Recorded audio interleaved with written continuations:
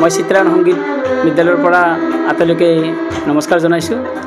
আমি প্ৰায় 2004 চনমানৰ পৰাই এই বেহেলাৰ শিক্ষা দি আহিছোঁ আৰু এই শিক্ষাৰ জৰিয়তে যিটো নৱপ্ৰজন্ম তেওঁলোকে যথেষ্ট উপকৃত হৈছে আৰু আমাৰ এতিয়া প্ৰায় কোৱা হয় যে যুৱ প্ৰজন্মবিলাক বিপথে পৰিচালিত হৈছে, মোবাইল হওক বা বিভিন্ন নিচাসক্ত বস্তুৰ প্ৰতি এডিক্টেড হৈছে। গতিকে এই সংগীত সাধনাৰ জৰিয়তে ল'ৰা ছোৱালীবিলাকে সেইবোৰৰ পৰা আঁতৰত থাকিব পাৰিব।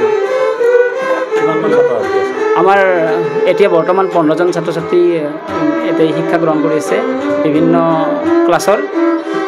প্ৰাৰম্ভিকত 4জনমান আছে, প্ৰৱেশিকা প্ৰথমত অলপ বেছি আছে, এনেকৈ বিভিন্ন ক্লাছত 15জন, টোটেল 15জন ছাত্ৰ ছাত্ৰী আছে।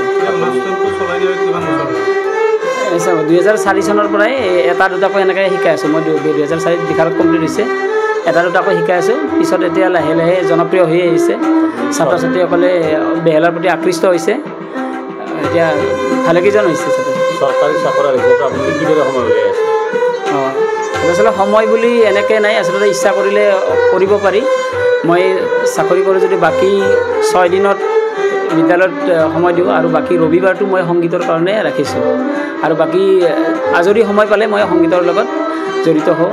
বিভিন্ন সাংস্কৃতিক অনুষ্ঠানত হওক বা ওচৰে পাঁজৰে যিবিলাক নাটক বা অন্যান্য বিদ্যালয়বিলাকত বাৰ্ষিক অধিৱেশন হয় সেইবিলাকত মই অনুষ্ঠান পৰিৱেশন কৰোঁ বা আমাৰ ছাত্ৰ ছাত্ৰীসকলে লগত লৈও অনুষ্ঠান পৰিৱেশন কৰোঁ। জাতি কাষৰীয়া গাঁওবিলাকৰ যদি কোনোবা ছাত্ৰ ছাত্ৰী আগ্ৰহ প্ৰকাশ কৰে কি ক'ব তেওঁলোকক? এতিয়া আহিব পাৰে। আমাৰ ইয়াত বহুত দূৰৰ দূৰৰ পৰা ছাত্ৰ ছাত্ৰী আছে।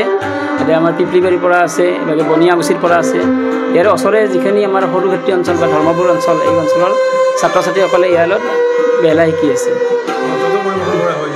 হয় হয়, মঞ্চত আমি এই যোৱা বছৰ আমি কেইবাখনো অনুষ্ঠান পৰিৱেশন কৰিছোঁ, গোটেই দল হিচাপেও কৰিছোঁ আৰু মই ব্যক্তিগতভাৱেও আমাৰ এটা সুৰ বাহিনী আছে, হেৰি পৰেশ তালুকদাৰ তবলাত আৰু মই বেহেলা আৰু তাৰ লগত আৰু অন্যান্য বাদ্যশিল্পী তপন গোস্বামী আছে কিবোৰ্ড পেডত। আমি এনেকৈ বাদ্যযন্ত্ৰ এটা গ্ৰুপ আছে।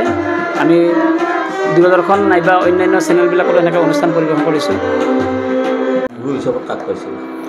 মই গুৰু হিচাপত বেহেলাৰ গুৰু হিচাপে বনিয়াগুচি লচিমাৰ প্ৰয়াত তাৰক চন্দ্ৰ গোস্বামী ছাৰৰ তাতে প্ৰথম শিকিছিলোঁ।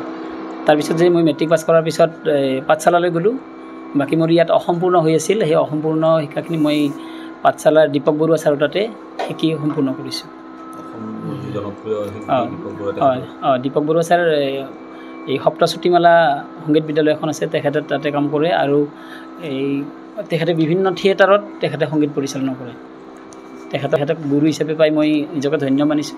সংগীত শিক্ষাৰ ওপৰত আপুনি ইয়াত মন মেলিছে এজন চাকৰিয়াল হিচাপত, এই ক্ষেত্ৰত আপুনি কি ক'ব? হয়, চাকৰিয়াল বুলি কথা নাই।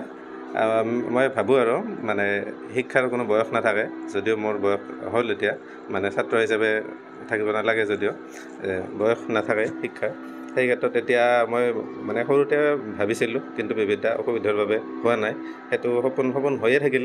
এতিয়া আৰু সপোনটো যাতে জীব পাৰোঁ তাৰ কাৰণে ইয়াত আহিছোঁ। মানে কলাটোৰ প্ৰতি এটা হেঁপাহ আছিল, শিকাৰ কলাটো ভাল পাওঁ, সেইকাৰণে শিকিবলৈ যত্ন কৰিছোঁ। এতিয়া কিছু শিকিছোঁ, তাতে বেছি পৰা নাই, 2 বছৰমান হ'ল শিকা। এতিয়া আশা ৰাখিছোঁ ভৱিষ্যতে আকৌ পাৰিম ভালকৈ শিকিব। ইয়াতে মোৰ শিক্ষাগুৰুৰ নাম হৈছে দুলাল বৈশ্য, তেখেতৰ অধীনত শিকি আছোঁ।